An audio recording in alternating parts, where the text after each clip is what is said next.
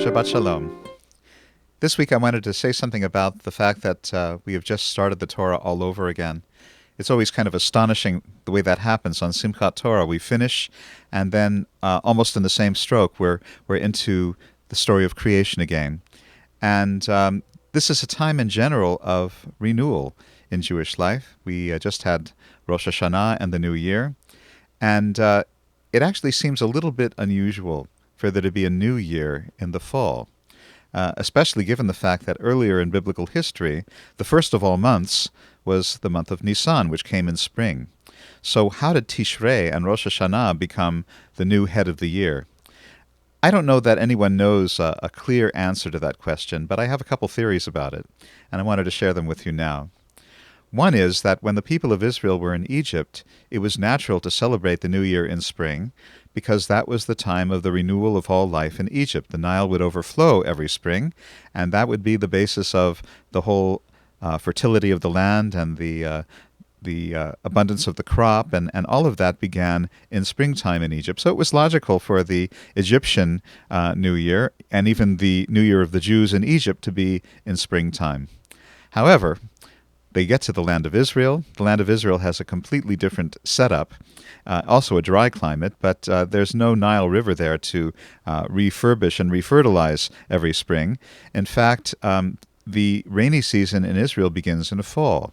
So you could say that the time of the renewal of all life in the land of Israel, the way it is there, is in the fall. And this is why, pointedly on Sukkot, we have the Geshem prayer right at the end of the holiday, praying for rain, because life in Israel depends on a good rainy season, beginning with the fall and then extending into the winter.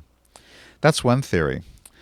The other theory I have is that we are a spiritual religion, not so much a materialistic one, although the material is given its due.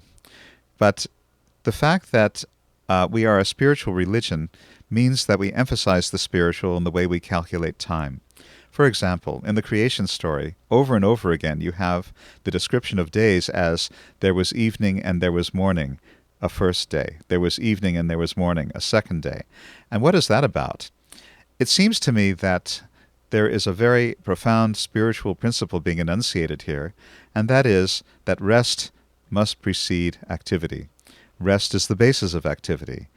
Based on the activity or the lack of activity at night, so goes the activity of the day. And so really, the achievement of the day begins the night before with a decent bedtime and a good amount of rest during the night. And then your day proceeds on that basis. Seemingly, with the creation story, it's the same. There is that period of evening or rest preceding the burst of creativity that happens on the day phase of that day. So similarly with the year, it seems to me that it's logical to have the new year in fall because that is the beginning of the rest phase of the seasons. So fall is the beginning of the rest phase, winter is the deep state of rest, and then on that basis, springtime comes and there's this great surge of greenery and renewal of life.